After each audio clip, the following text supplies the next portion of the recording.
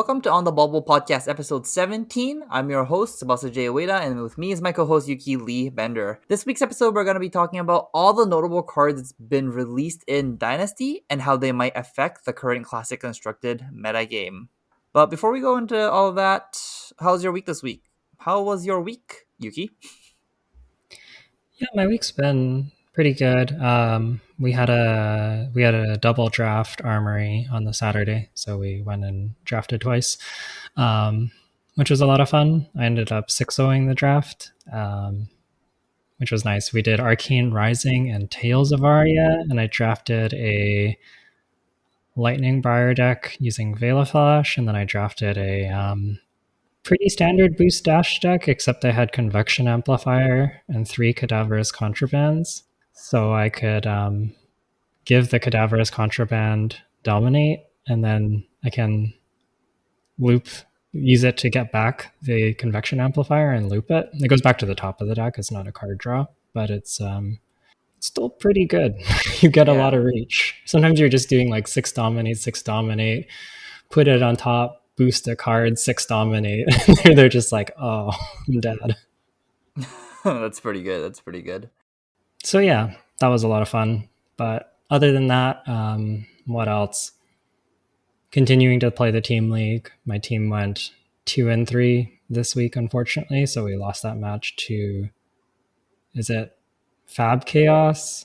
They're the Greek team, but then they also have like fabtcg in their names. So I ended up winning my match against a Kano player. I think it's on Spark of Genius, or will be soon. But yeah, unfortunately, the team didn't quite get there. Who did you play? I played as Iyslander. So it was an Iyslander versus Kano match, which was, I think it's a fun matchup. It was perhaps not the closest looking game, but I also feel like Kano games don't look close very often. Fair enough. Like, they kind of blow you up or they don't. Yeah. And sorry, you said you can watch this at Spark of Genius on their YouTube channel, I'm assuming? I believe so. I definitely sent it into Eric, and he said he was going to do some commentary over it. I don't know exactly when it's going up, but yeah, keep an eye out for that one. Okay, that's pretty sweet. What about you, Jay? For myself, I also went to the double draft with Yuki. I ended up going 5-1. I don't think we played each other, did we? No, I don't think so. I think it was a 10-person pod then an 11-person pod? Something like that, yeah. Yeah, and it was still 3 rounds per draft, so we just ended up not getting paired up against each other. For my Tails draft, I drafted Briar. I was like a hybrid Earth Lightning Briar. I think I was heavier Earth. I had multiple Bramble Spark Reds and multiple Lightning Press Reds, so I got to really blow out my opponents just at instant speed, or just Bramble Spark being a very ridiculous card in that format. Mm-hmm. And in my Arc draft, I drafted Kano, and I went 2-1. I lost the Kano mirror because his deck was just significantly better than mine, and I went turn 1 Kano and then said, okay, I keep it on top, pass. And then they just, on turn 2, went Reverberate into Blazing Aether and just put me to 1 on turn 2. So that game ended very quickly. Yeah. Just like in CC, in Blitz, or Limited, the Kano mirror can be pretty explosive. Yeah, they could. It's whoever does the bigger damage first wins, and I didn't have that. We both didn't have that many AB, so when I whiffed on my Kano top check, I'm just like, oh, I lose this game. I see. Yeah, if you don't have much AB, some of the hit effects like the Blazing Aether and stuff can get pretty out of control. But Blazing Aether is an M, so you have to. Or sorry, not Blazing. The other Aether card. They're all Aether. Aether Flare. Aether Flare? Okay, anyways. The one that costs 1 and does 3 at red and says your next spell that deals arcane damage deals X more, or X is the damage. Aether Flare, yes, Aether Flare. Yeah. No. My opponent. That card's very good if you don't have AB. No, my opponent Blazing Aether me, which is the mythic that for every damage you do, very good. They just blew me up. Sounds like you got outplayed. I did. I got massively outplayed. Well, enough about whatever this format is called, Arcane Rising. Let's jump right into our current set, which is Dynasty. Yeah, so one idea I kind of want to talk about before we kind of talk about like what all the decks got and like how that might affect the metagame is this idea, and I actually wrote about this on an article in fabtcg. I can link it. I believe it's called Dynasty First Impressions or something like that. Um, but anyways, essentially like one of the points of that article and one point that I think is really important when considering the format is that if you consider the world's metagame, which was probably like Briar, Fi, Oldham, Iyslander, none of those decks really got any meaningful support in this set.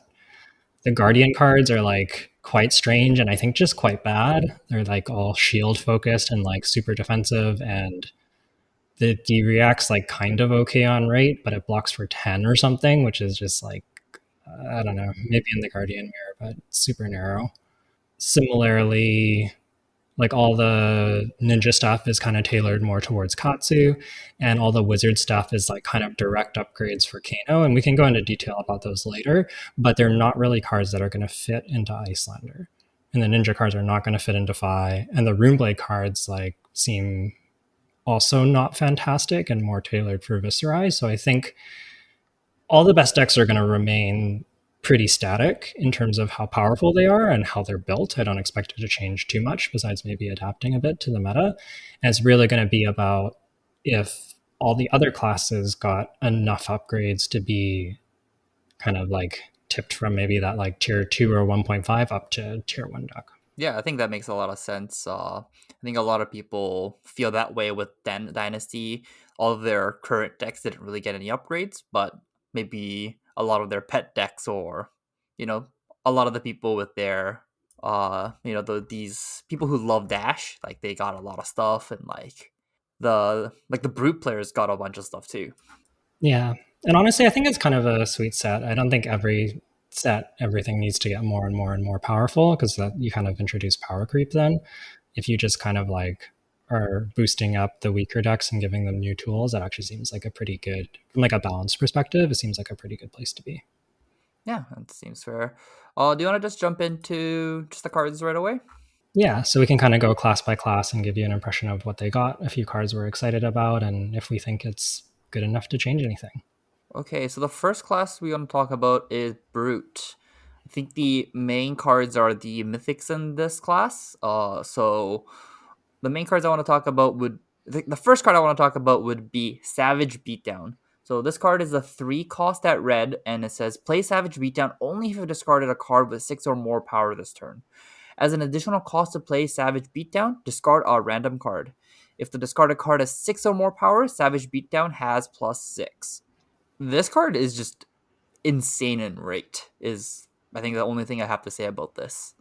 This card is still a little bit hard to play, but on the games you do get to play this card, you're probably just gonna win because a 3 for 12 is pretty ridiculous. And if you're in Reinhardt, it also means you've already intimidated once with his ability, and when you get to when you discard a random card, and it has to be 6 for it to be really broken. So when that happens again, that means you intimidate a second time. So this card swings for 12 when your opponent can only block with 2 cards in hand. And this isn't including anything like Blood Rush Bellow, where that card gives +2 on its own as well. What do you think about this card, Yuki? Yeah, I agree. It's going to push the ceiling and it's really good. I think, in particular, for pushing that kind of unblockable damage, I think is where it's going to be very solid and really shine. Um, the efficiency on it is pretty good, but keep in mind that you do have to discard a card. So even if we forget about the first one, you discard a card, you pitch a card, you play this card. There's 3 cards for 12, which is definitely above rate, but if you consider like Thunderquake is like a 3-card 10, it's like about 2 cards above rate, which is solid, or it's comparable to like 4 for 0 go agains, like multiple of those, which are kind of premium. So it's definitely a little bit above rate, but the ask is pretty big. So It's going to depend how easy that is to put together, but I do think that there's some tools with Blood Rush Bellows and one of the other new cards, Madcap Charger. Yeah, you just want to go straight into that card then, Madcap Charger. Yeah, so this is just a 5 power, 1 cost attack that blocks for 3. As an additional cost, you have to discard a card, and then if it's 6 or more, it gets go again.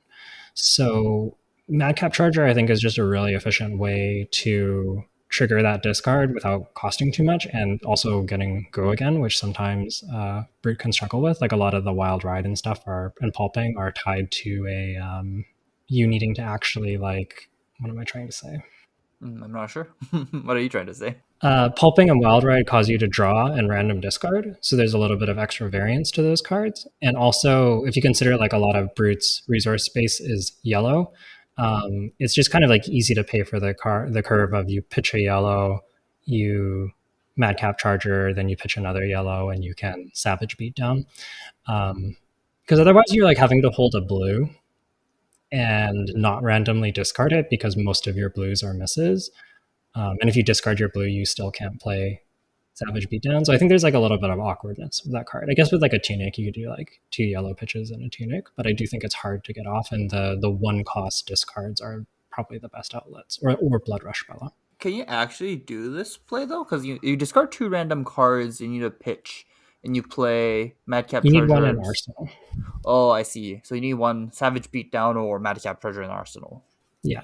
So it's a 5-card hand that comes in for 12. 12, 5 and 12. Or sorry, yeah, 5 and 12, so 17. So it's not bad. Fair enough, fair enough. I guess if you just have a Tunic, it could be a 4-card hand, no? Potentially, yeah, if you pitch it off a blue. It's pretty good. It's a pretty good 4-card hand, yeah. Okay, let's move on to the next card, Skullcrack. So Skullcrack is honestly, this card is just ridiculous. It's a red pitch that costs 2, and it says when Skullcrack is discarded at random, you gain a resource. Oh, and it attacks for 6 and blocks for 3. So this is a card that you just want to discard through your cost, Blood Rush Bellow, Savage Beatdown, Madcap Charger, all of those random discard. If you get to randomly discard this card, it generates you a resource, and that's pretty ridiculous, mostly for Blood Rush Bellow. Or even for the line we're talking about, you could Madcap Charger, discarding a Skullcrack, get a resource, and then your blue, then you'll still have 3 floating for Savage Beatdown. So it's pretty interesting. Yeah, you but do need to win the 50-50, but yeah, as I was gonna say, like, it's a little bit awkward because you still need to win that 50-50. But actually, even if you don't win that 50-50 and discard the Savage Beatdown, you still have 2 floating, so you can actually just play Skullcrack. It just costs 2. Yeah, and then Arsenal. Or you could also have like a Tunic up and bail yourself out that way. But I think like the main power of this card just comes with when you're random discard, and this is the only card you can discard, then you just guaranteed to get that resource. Mostly with like Blood Rush Bellow, if you just go a block with 1 card in your hand, you have 3 cards left. You pitch your resource card, play Blood Rush Bellow. The 1 card left in your hand is Skullcrack, so you discard that. You generate the resource, you get the Intimidate trigger, so you go back up 1 resource. So Blood Rush Bellow essentially costs 3, and then you get to draw 2 more cards and really pop off with Mandible Claws on that turn.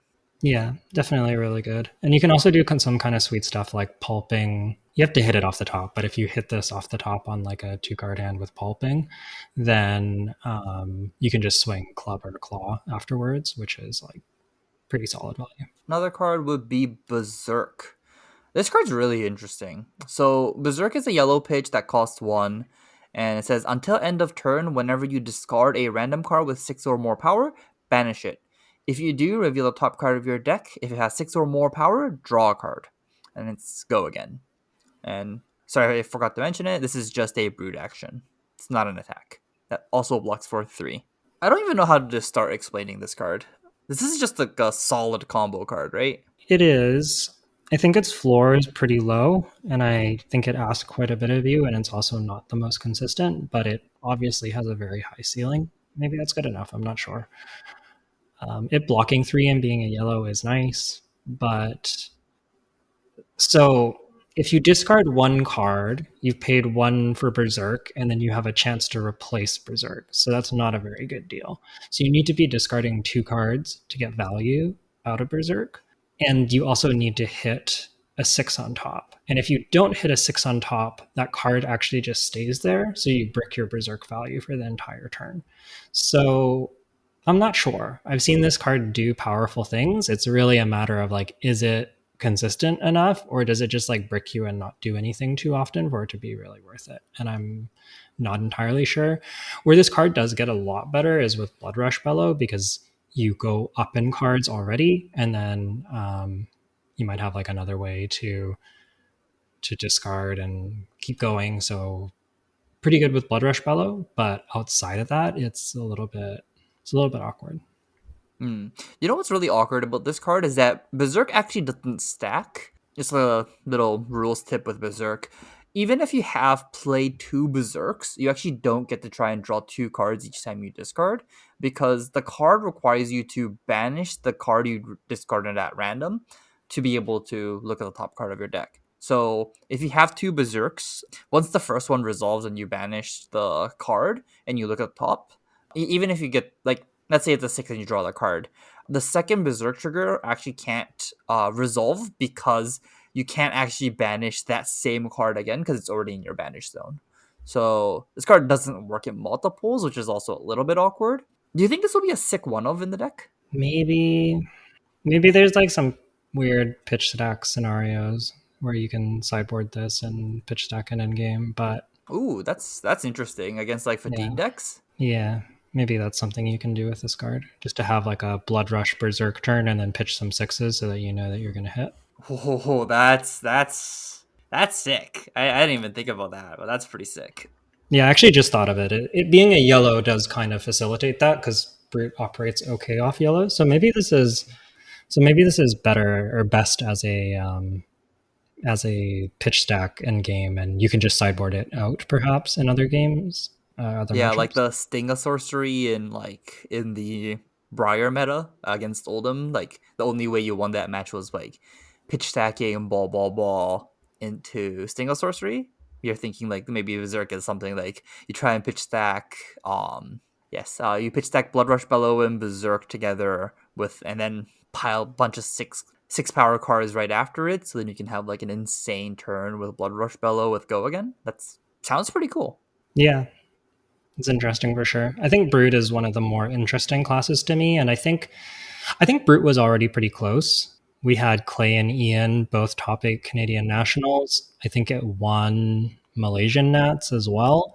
And on the Weekend of Worlds, Chandler Toe won the calling on Brute, on Reinhardt specifically. So I think Reinhardt's been like solid and can win events, but maybe not quite as powerful or consistent as the top tier decks.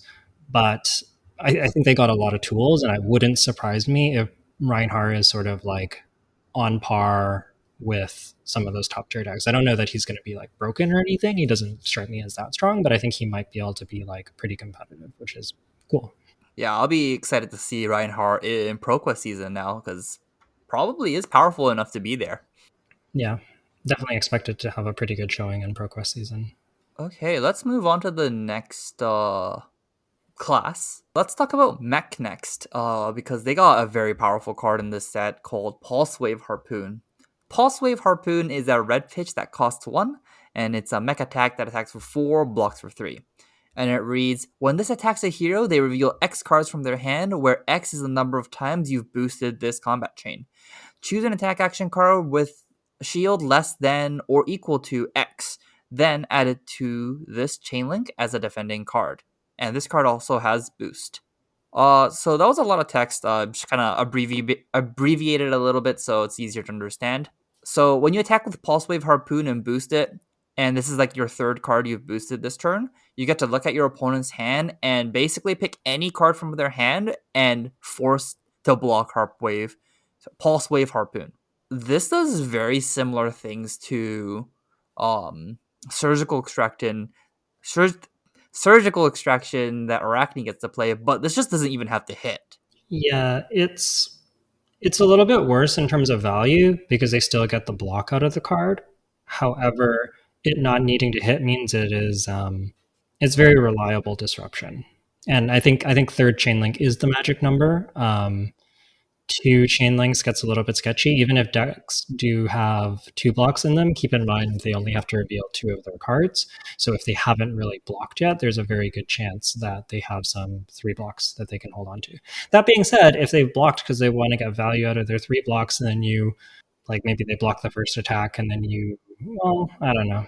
Yeah, maybe there's a way to get them, but it's tough. Yeah, well, yeah. If they've already blocked with one card in their hand, they only have three cards left. You pulse wave harpoon on the second attack. That's you get to look at two cards Yeah, and rip a two shield card. But was it called shield in this game? What is it called? Block value? defense Defense? Okay, yeah. or Like if you block. get Yeah. yeah, like this card is a little bit awkward if you are doing it on the second or first. Just because they get to just show you cards that you can't actually rip, and that's that. Like you just don't get to rip it. What's kind of interesting about this is because it comes at the end of the chain, you're kind of, because this card exists, you're always asking your opponent to say, like, do I play around Pulse Wave Harpoon coming and ripping a card out of my hand, or do I not do that and just eat early damage? Like I don't know, it messes with everything. If you want to block with two cards on their first two attacks, and then they Pulse Wave Harpoon, and you're playing like Iyslander, and they take your Wounded Bull, you're going to be really sad. But it's kind of like hard to play around that also. Like, do you keep four cards to play around that? Then you can't really use your hand. Like, it's kind of awkward. You want to talk about BIOS update? Yeah. So BIOS update is a mechanologist action that is a red pitch that costs 0, and it blocks for 3. And it reads: the next attack action card you boost this turn gains 3 power. The next time a mech item with cost 2 or less is banished to pay a boost cost this turn, put it into the arena, and it has go again. This card's busted, right? Like you just get to cheat a 2 cost for free. Obviously, it isn't guaranteed that you get it, but if you banish 3 cards off the top of your deck because you boosted 3 times that turn, well, I don't know what the odds are. I guess it depends on how many items you're playing in that list, right? Yeah, I think it's when it hits, it's going to be really powerful. But I think the math on it is a little bit. I'm not sure it's great. The most common items are Teklo Core and Teklo Pounder. So if you could run 3 of each of those pretty easily since they're blues, and you'd then have 6 hits, so like a 10% chance per, but it's still not great. Like, you're still hitting. Well, it's not. It's a little better than 10%. If Actually, you you take have, one out, so it's 5. It's 5 and well, it because like this is where the math gets a lot complicated, right? Because the fact that you're already playing BIOS update, that's a card out of the deck, and then the card you playing that has boost is also not the item card. So you're minimum taking away 2 cards from the deck. it's true. Like, It's true. But you also only have the 5 hits. I don't think it's going to be great. I'd imagine it's like 30, sub 30%. do you don't think Hyperdriver Red makes into these decks at any point? Maybe. So Hyperdriver Red is not a card that typically makes boost dashless. Hmm. That being said, Nitro Mechanoid does care about, we can talk about that next, but Nitro Mechanoid does care about hyperdrivers. So I could see this in the hyperdriver Nitro Mechanoid deck where you're way more likely to get value out of this card. And then you can it helps you set up your Nitro Mechanoid, which seems kind of sweet. I think that's a good segue to just move into Nitro Mechanoid.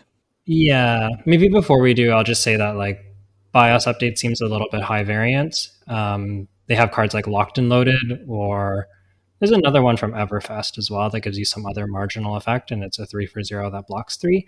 And Mech doesn't usually play those cards. They kind of want the boost and the chain link. So you are making a bit of sacrifice to play this. It's like technically a little bit below rate for Mech. That being said, the upside's really, really huge. So this card might just be good enough. I'm not sure. Yeah, I think it might be the case of like the times you hit off of BIOS update, you just win the game. So just like 0 cost plus 3 that just sometimes reads win the game is good enough. Yeah, because it's not, even if it's a little below rate, it's not a disaster. So it's like still fine. Okay, well let's move on to Construct Nitro Mechanoid.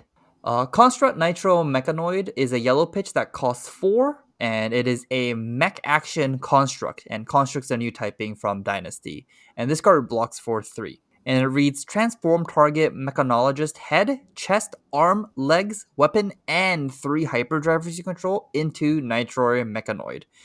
If you don't, negate this. Go again. So negate this typically just means that this card gets countered and it actually doesn't resolve. The only part I'm not sure about is if you get go again or not if the card gets negated. I'm not exactly sure on this yet.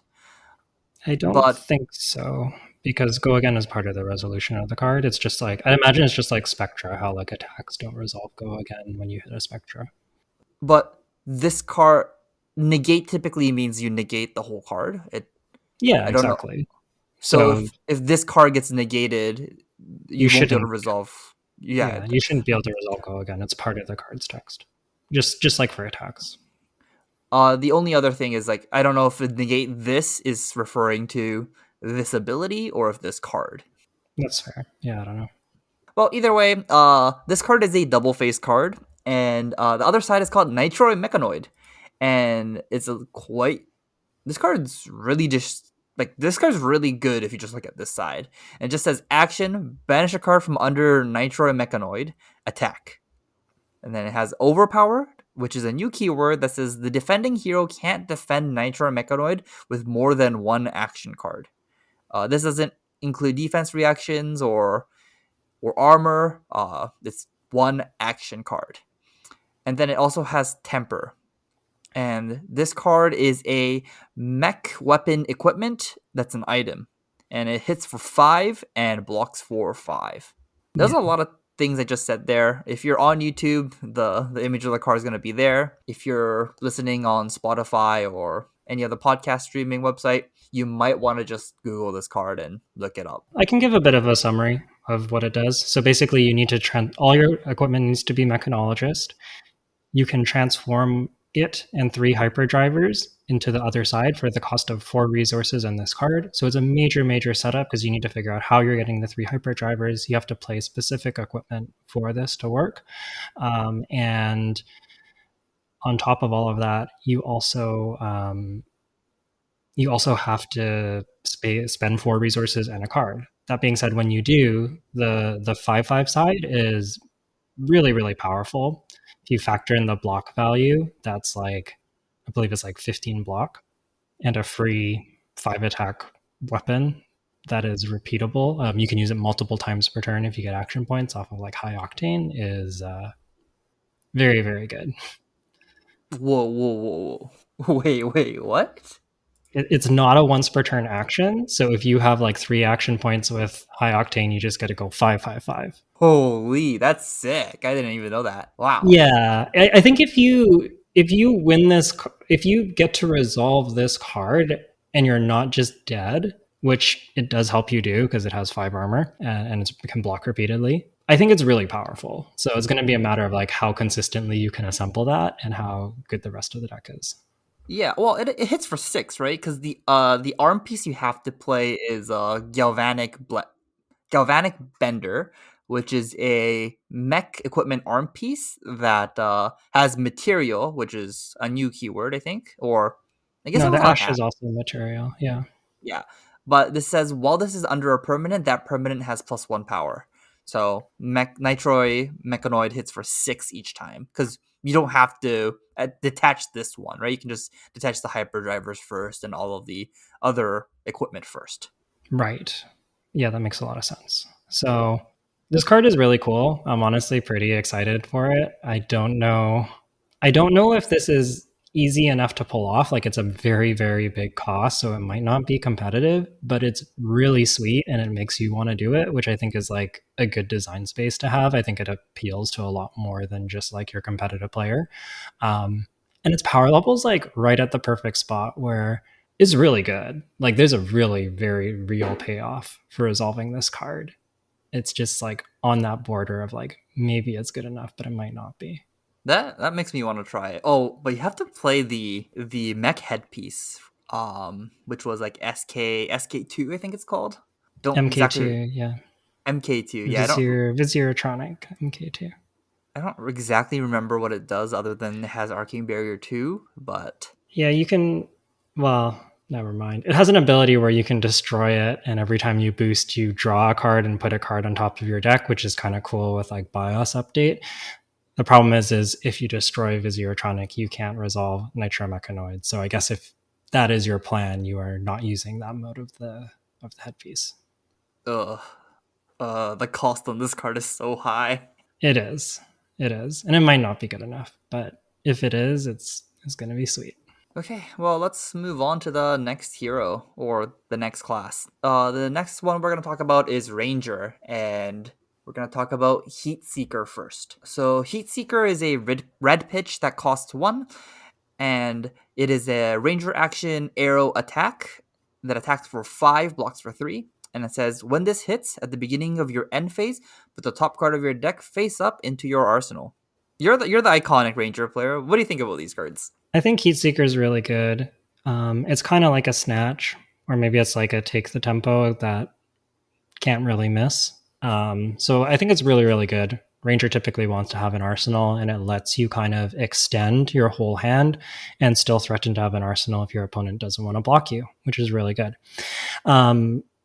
Azalea sort of has like the cheat code of being able to use her hero ability to put something on the bottom and then take a card off the top if she doesn't like what gets stuck in her arsenal. So it's nice to have that sort of like backup plan. And Lexi generally has all of her cards playable from Arsenal, and also because it goes up, it plays nicely with your New Horizons? With your New Horizons. Yeah. And I could even see just like if you're holding an arrow and you hit an arrow, it might just be worth the arsenal both of them and then just pop your snaps, and that's like a 4-arrow turn, and that's probably fine. Sounds pretty good. Just moving on. Yeah, I don't think there's too much to say about Heatseeker. I don't think it makes a new archetype or anything. It's just like a very solid staple that I think basically every ranger is going to play, and it makes the deck a little more powerful. And I don't think it asks very much of you. You just put it in. It's a really good attack. Yeah, that sounds fair. This card looks real good. The next one we're going to talk about is Immobilizing Shot. That is a red pitch, costs 0.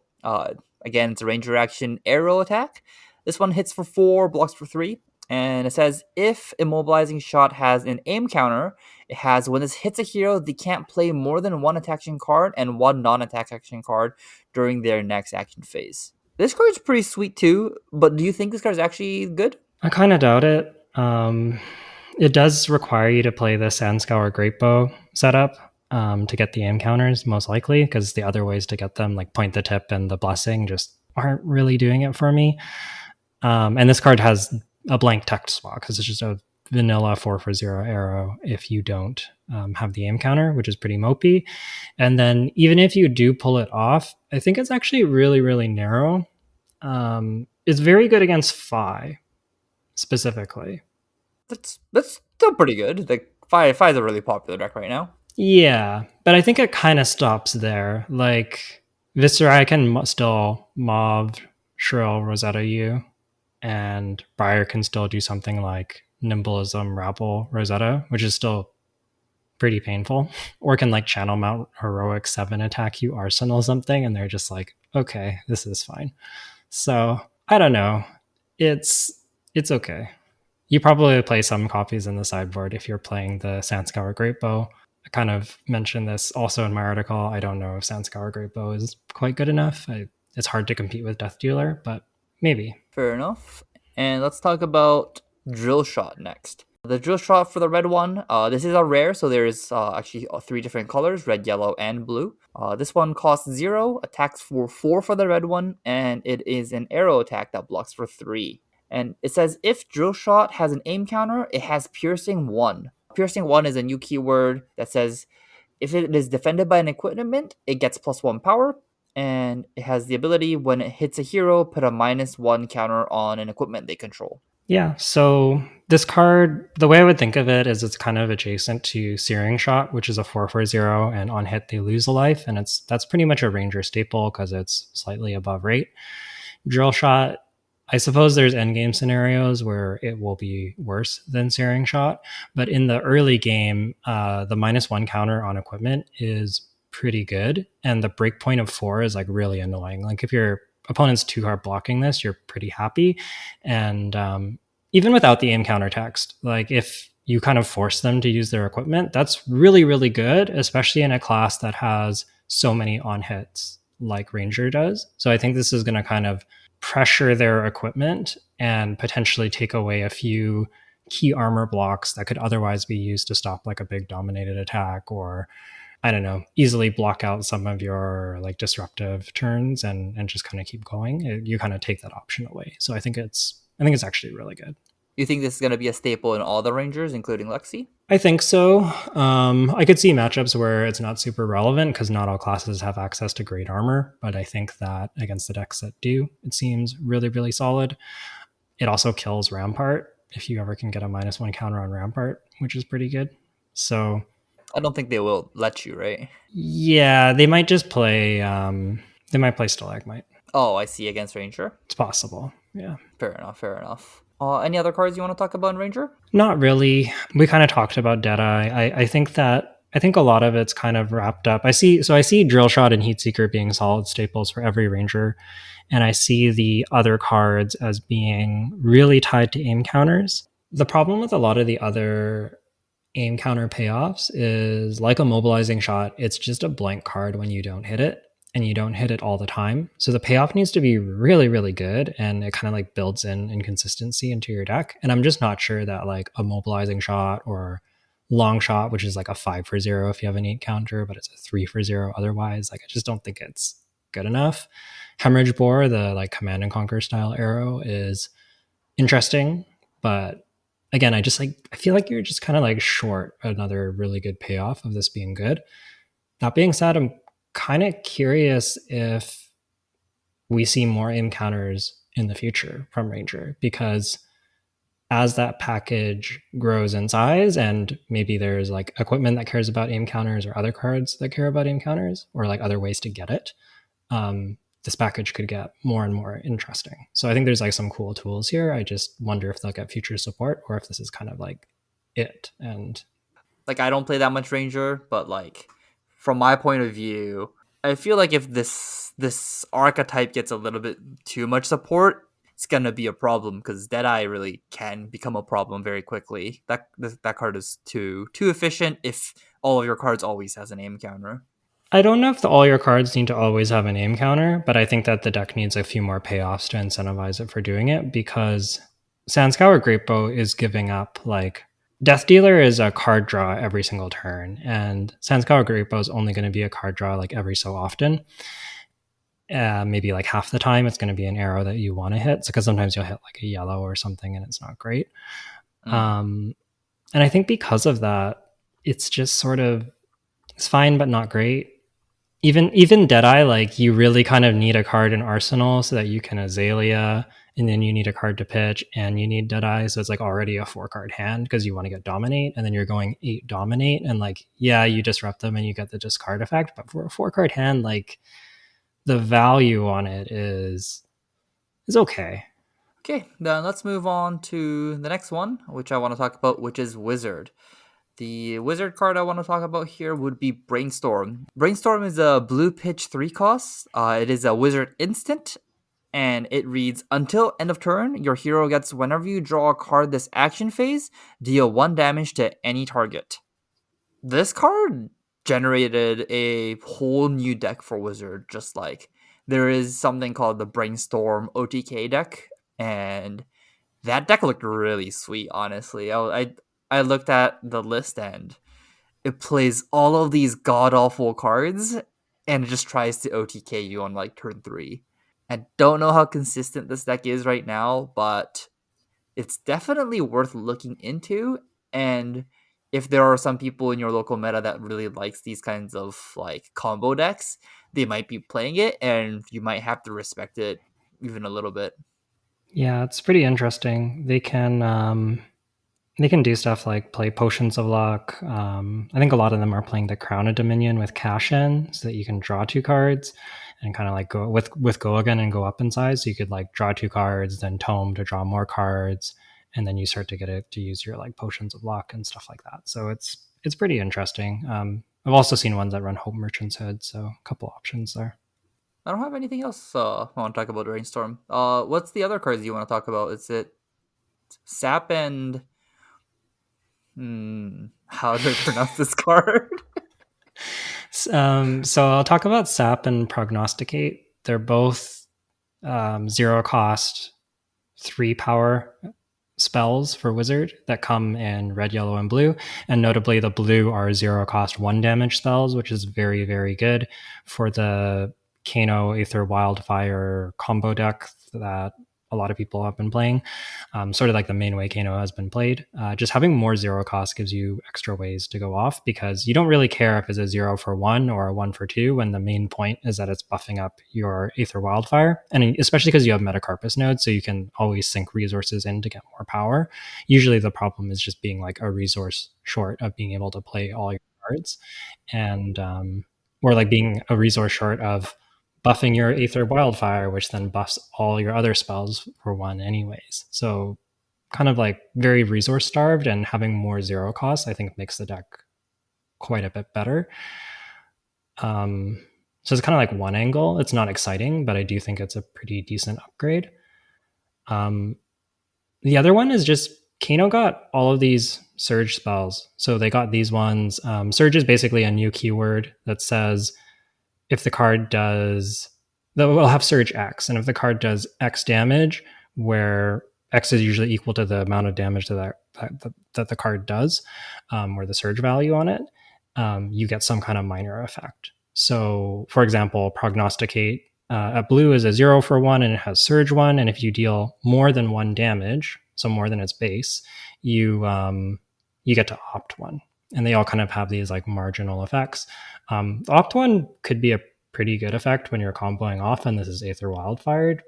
Basically, these are all just like cards Kano already has in plays, like Scalding Rain, like Voltic Bolt. You can just run Aether Quickening and Swell Tidings now, which give you some pretty decent upside. And yeah, they're just strictly better copies of cards Kano's already playing. So I think Kano got maybe the most upgrades of any class, actually. Yeah, it's just a strict upgrade, right? Like, it just, the cards that they play right now just doesn't have Surge. So even if you can't trigger Surge, these versions of the cards are just strictly better because it has extra text on it. Yeah, and I think even though it's just like, yeah, like the 0 costs make it a little bit more consistent, the surges make it so that, like, you know, you play Swell Tidings, you Crucible it, you come in for 6. If they don't stop at least 1, now you get a Ponder token and you get a draw a card and arsenal that card, and that's like, it's like a little bit of extra value. You can Aether Quickening and threaten to get the go again, and I think like all of this stuff kind of adds up, especially against the aggro decks that don't really want to block your damage. And when you have that on top of the consistency with the combo, I think Kano does get better. Does it make him tier 1? I'm not sure about that, but I think it's pretty interesting. He also has Blessing of Aether. Maybe we should talk about that card, because I think it's one of the only blessings that's actually potentially pretty good. So Blessing of Aether is a red pitch that costs 1. It's a wizard action aura, and actually all the blessings are auras. There's a bunch of different blessings for a lot of the different classes in the set, and this one reads, at the start of your turn, destroy Blessing of Aether. Then, if the next card you play this turn has an arcane damage effect, instead it deals damage. Arcane damage plus 3. So the red one does 3, yellow one will plus 2, and the blue one will plus 1. I just think this is pretty solid. Kano really cares about doing lots of damage on one turn, and if you can buff up something like a Sonic Boom or one of these Surge cards, you could just put it out of range of what they can reasonably block. Fork Lightning could even be an option with this, because now you have, at least in CC, wow, you have stir the Aether Wind and this as options. And if you line all of that up, if you play this and then you stir and you Crucible, you're looking at, what is that, like a +7 to your fork? So that's just like 18 damage. That's gross. Off not that many cards. So I just think that there's like some, I don't know. I don't know if it's better than doing what Kano's already doing, but it's certainly interesting. And another thing that's kind of cool is, like, you can play a one of these and just tutor it off Lesson in Lava. And some spots where you like don't really like you have like a blue and one resource floating because you lessened for 4, you can just be like, oh, I'm just gonna get this and set up and then arsenal something or whatever. It gives that extra angle. Yeah, like you could just play. I'm pretty sure you'll play at least a one of in the board for like matchups where you want access to this effect. Yeah, where you want to go over the top. Yeah, because like sometimes your lesson in lava is like a crazy combo piece where you go get another lesson, then you get a blazing and aether and you blow them up. But sometimes you just don't have that much gas and you just kind of want to set up for your next turn instead. Okay. The next couple of classes didn't really get much stuff, but we'll quickly go over them. First one we'll talk about Ninja. Uh, Ninja got a new like what how do you want to call this? Like these crouching tiger stuff. I guess it's like a new mechanic. Yeah, new mechanic. Okay, so crouching tiger is it's not a token, but It is a it's token. no, it's not. Oh, you're right. It's not because you can put it in your deck. Yeah, you can just have it in your deck. It's like Phoenix Flame. It's just but Phoenix Flame is a token. This one is actually not a token, which is really funny. It's essentially a token. Yeah, this is gonna cause a lot of like random deck list issues in tournaments for the first couple of times because how many you're supposed to put it in your deck box, what sleeves you're gonna use, what sleeves you have to use. Yeah, it's gonna be like a logistic nightmare. They're gonna have to make a exception rule for this card. Yeah. Either way, this card is a Crouching Tiger. This card does not pitch, and it costs 0, and has it is a ninja action attack that attacks for 0, and it has the ability. I don't know how to pronounce this. Ephemeral. Ephemeral. Okay. And that just means that if Crouching Tiger would be put into a graveyard from anywhere, instead it ceases to exist. So it just disappears. And it has go again. Yeah. So one obvious use for this is that because it is a 0 cost, if you get one of the cards that puts this into your hand, as Katsu, you can discard the Crouching Tiger and then go tutor a combo piece. So Oh, that's what it's for. Oh, okay. yeah, so I think you can potentially like there's a couple cards that are kind of like standalone okay, and you can just play them, and then it gives you a tutor for a combo piece, and like that's kind of sweet. So I see that as being like pretty okay. But the other main thing this is doing is interacting with the other cards that care about Crouching Tigers. So there's some combo lines that let you go very very wide. There's a couple other couple cards that generate them, and there's a card that buffs all of them by 1, and you can combine that with like Art of War. Oh, I just realized, but a lot of these cards that make Crouching Tiger, the ones that are in common only actually generate them in your banish zone, so they actually don't go into your hand. Yeah, so not all of them go to your hand, but I believe The mythic one, it's a Mind State of the Tiger creates them into your hand. So does Roar of the Tiger. They're both ninja actions. And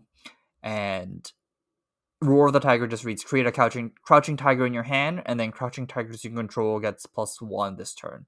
Go again. That's not that good. Doesn't actually generate you a card. okay, I was thinking that Flex Clause, it's basically a leg tap before 1 go again 2 block, and it has on hit create a Crouching Tiger in your banish zone and you can play it. For some reason I thought that went to your hand. Yeah, and the other one that creates it with your hand is a Mind State of Tiger, and this one is a 0 cost that blocks for 3, that pitches for blue, and it says at the start of your turn, destroy Mind State of the Tiger, create a Crouching Tiger in your hand, and it's just an aura. So this actually doesn't generate you more Crouching Tigers than. So yeah, it doesn't actually net you a card. Yeah, so I don't really want to go too much into this archetype. There are cool things that you can do with it with Art of War, War of the Tiger, and Tiger Swipe, and then you can like Mask of the Pouncing Lynx and go get another Tiger Swipe, and there's a lot of shenanigans. It also helps that Roar of the Tiger gives you a Crouching Tiger in your hand, so then you can use the Katsu ability to tutor for a Tiger Swipe, so it's like kind of unstoppable. The problem is if they block Tiger Swipe, your combo doesn't do anything and you only have 3 Tiger Swipes. So I'm not really convinced that this deck is good enough. You also have a lot of cards that just don't do anything if you don't have them in like the perfect hand, and it just seems too fragile, too easy to stop, and just too many. You have to play too many bad cards. Yeah. One good thing about these cards, mainly Pouncing Key, which is a common 0-cost blue pitch that is a ninja attack action that blocks for 3. It's a combo card, so it works very, very well with the name of the card is not Flick coming to Flack. me. Flick Flack, yes. It just works well with Flick Flack. So there's more combo cards for Flick Flack now. I don't know if it matters though. They weren't playing all of them already, so maybe. But I don't We'll think see. Ninja. Ultimately, I just don't think that this is going to make. Even if this archetype is okay and can do some splashy stuff, I don't think it's going to be as good as Phi, and I don't think Phi is going to do this because Yeah, he can just do less better steps. stuff. Yeah. Okay, let's just move on. Let's move on to Rune Blades next. So Actually, yeah, we can also talk about Blaze and Uroi. this card's bad. Uroi. What are you talking about? No, this card sees play. This card is just for the mirror, and you get the block for 5. Yeah. It's like a That's mini it. husk. It blocks for 1, but if it's chain link 4 or higher, it gets +4 defense. You block Lava Burst with this card. It will probably make the mirror more controlled. It doesn't actually make Phi better because it only helps you in the mirror, but it probably makes the mirror, I guess, a bit more consistent. Does it matter? I mean, it's like a carrion husk in the mirror. No, but like, if both players, it's the mirror, so both players get it. So it doesn't actually Well, it means it will matter. slow it down a little bit. It's not gonna change. It's just not gonna change. It's just like the Salt the Wound turn that you get to use off your pouncing links gets -5, but your opponent's also gets -5. So it doesn't actually change anything. It's like both players get it just Oh, I'm not saying it makes you advantage in the mirror if you both have it. I'm just commenting that like it might change the feel of the mirror a little bit because you have a bit more life. It might feel like slightly slower. I don't think so. I don't think 5 life matters. It's just each turn cycle you're getting hit for like 17 or 19 sometimes. It's I mean, yeah, it's blocking still going to 5 be of it, swingy. and your opponent still gets to block 5 of it. It's not gonna change how swingy that matchup's gonna be. I think we're saying the same things in different words. Yeah, I think so too. You It's play it, it's an upgrade. Maybe it gives you an extra turn sometimes. look, now you don't have to play Eh, Blossom of Springs in the mirror. Great. or furnace, yeah. Oh yeah, or Furnace. Furnace was real bad anyways. It was whatever. We don't need to get into it right now. Okay, so the next class that we want to talk about would be Runeblade. The card you wanted to talk about was Deathly Duet.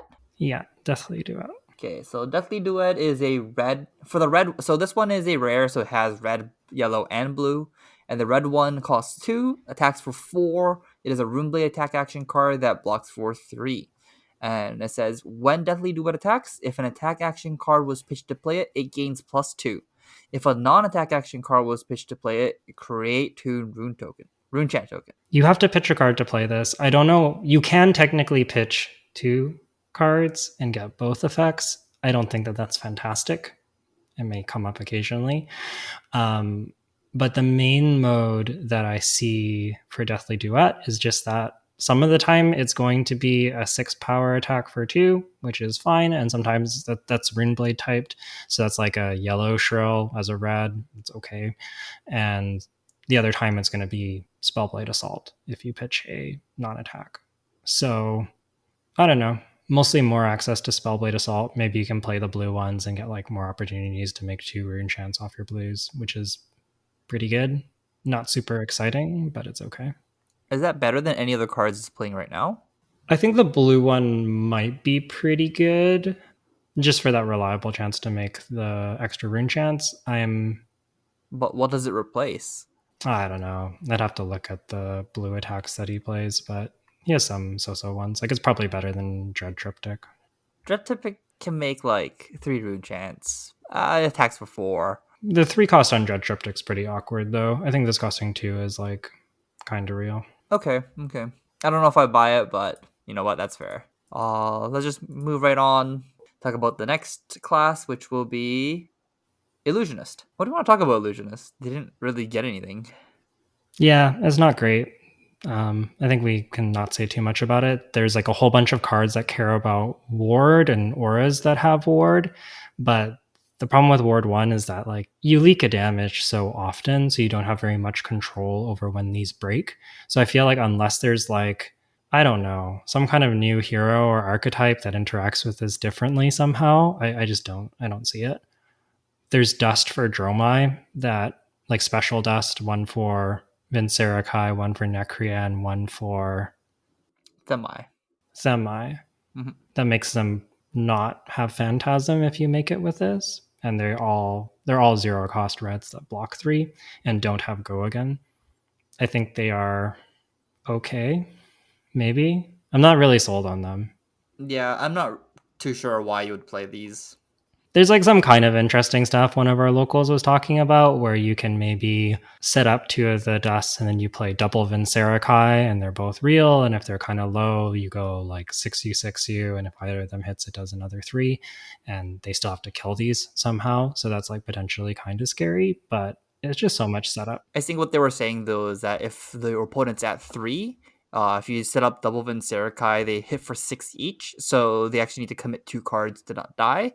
And then when the second Vincerakai attacks, they need to commit 2 more cards to not die. So they will never have a hand ever again.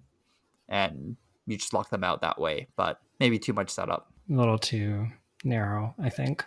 If these had go again, maybe they'd be pretty cool against Guardian. Maybe they're cool against Guardian anyways. I don't know. But I feel like because they don't have go again and they just like, they're just so clunky to play out. It's real, I don't know. It's not great. Next class to talk about would be Warrior. Yeah. So we kind of already talked about Iron Song Pride last week. Maybe it sees Or play 2 and weeks lets ago. you snowball. Or 2 weeks ago, yeah. So kind of same thoughts. It might let you get a counter and kind of snowball things. Doesn't block though, and it's a red and it costs 1, so maybe it's not quite good enough. I don't think it like vastly changes where Doranthea is in the metagame regardless, but it might be a tool in some matchups. The other card that's maybe we overlooked a little bit was Puncture. This comes in red, yellow, and blue. The red one is a 1 cost warrior attack reaction that blocks 3. And it says target sword or dagger attack gets +3 and piercing 1, which is a new keyword. And it says piercing 1 just says if it's defended by an equipment, it gets +1. Considering they already play stuff like Stroke of Foresight, which is 3 for 1 with like a minor reprise effect, I think Puncture is potentially pretty good. Dory really doesn't like armor, so this is potentially like a 1 for 4 sometimes, and it's a 1 for 3, which is okay, a card that they already play. It's like not a huge upgrade, but I think it is. I think it's good, yeah. Yeah, this card's good. Like, the way you typically stop one of like Dromai's counters is by blocking with all of your armor and using no cards from your hand to prevent rupture. And if they do that, if you puncture, then your attack is, this is +4, and that might be just good enough to push it over the top to get the counter. But then again, like if the other player is playing around puncture, then it isn't as effective. Dory has this problem of like once the player playing against Dory knows exactly how your deck works and the exact numbers they need to block to like prevent you out of like to basically lock you out of the game, they get to do that. And none of these cards really solve that problem of like having your opponent outplay you essentially. Yeah, I agree. I think it's like some minor tools. Dory's probably still pretty okay against the aggro decks and probably still pretty miserable into Oldhim. Okay, and let's just move on to talking about Oldhim Guardian. What did Guardian get? They got a whole bunch of cards that care about shields and honestly are pretty inefficient. No, you know what we got? We got Yoji, the Royal Protector. It has 22 starting life. I think Yoji's clearly a multiplayer character, but just because of the redirect damage to him. So yeah, Yoji's cool. I'm sure people enjoyed in PvE. I don't think Guardian got a lot of tools, and I think it's fine, honestly. Guardian's been in a pretty strong spot for a while with Starvo and Oldhim, And I think it just not getting super strong tools, yeah, I think it's fine. Yeah, Guardian definitely doesn't need more cards. Just please unban that card. Pulse of Eisenloft. Pulse of Eisenloft. I don't think it's coming back, and I think the metagame's in a slightly better spot for it not being in the format, but I get Just that want you want to play with it. I wanna deck people out. Actually, I don't want to actually deck people out, but I want to play third cycle Guardian Mirrors again. It's so fun. Yeah, I'm a All weird right. one. So maybe to wrap things up here, what do you think, Jay? Are there any heroes that you think have the potential to break into tier one, or that you're particularly excited about, or do you think the meta is just going to be exactly the way that it's been, with some of the other decks shifting around it? I think it might take. I think Brute got some real upgrades, and I'm pretty excited for Brute. And I think the other hero that I'm like somewhat excited to try would be definitely Wizard and see if it's actually like good enough to hit that tier 1 territory with the different types of combo decks. And maybe it's just like it might just be a one shot, but Wizard might be good for like Pro Tour 3. Um and like just being if like Wizard's under respected before Pro Tour, and then it might just be a very good deck to bring to Pro Tour 3, or it might be the other way around where Wizard might be the deck to play for ProQuest 3, but then might be unplayable for Pro Tour 3. But Wizard has that I think has that potential to be like, oh, you don't bring AB4, you're dead kind of thing. Yeah. And by wizard, I think you mean Kano, right? Yeah, I mean Kano, not Iyslander. Iyslander is still gonna do the same thing, and because it gets to play Wounded Bull, it's like it attacks on a slightly different axis that is just like that deck is just hard to completely stop anyways, so it's gonna be good no matter what. Yeah.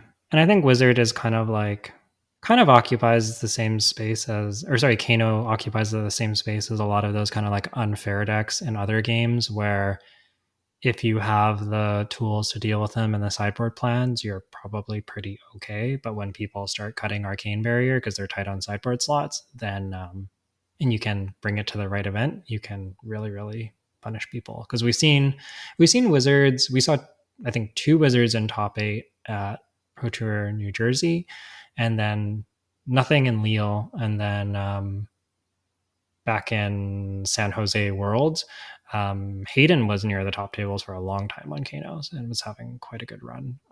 Granted, it was like a mixed format, but I think he was 7-1 at the end of day one. So I think I don't know where his loss was, but he either went 4-1 or 5-0 on Kano. So people have been doing well with this deck.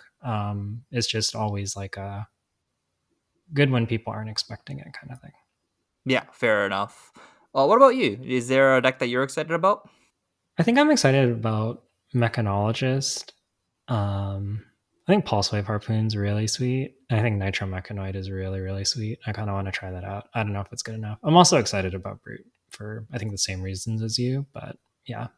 It's also kind of nice that both Mech and Brute were, I think, reasonable choices. Like, I think Dash was probably, I think she was the next most represented after those kind of big four of Fi, Briar, Oldham, Iyslander, and Brute won the calling. So they're both decks that are like kind of in the metagame, but not quite there. And so I think strong upgrades to decks that were already kind of close is always interesting. Mm-hmm. Yeah, those really kind of seem like the major players. I think Ranger will continue to be this kind of anti-aggro deck that can't really deal with Guardians, and probably overall is a little bit of a weaker choice, unfortunately. Okay, I think that's basically everything I wanted to talk about in Dynasty. We can wrap up here for today. As always, thank you for listening. And this week, let us know in the comments what you are most excited for in Dynasty. Do you agree with our takes? Is there anything we might have overlooked that you're looking forward to? We'd love to hear your thoughts about the new set and what you're excited about there. If you want to hear more from Jay or myself, you can follow me on Twitter at Yuki Bender, or you can follow Jay at Ueda J on Twitter. Um, you can also email us at onthebauble@gmail.com.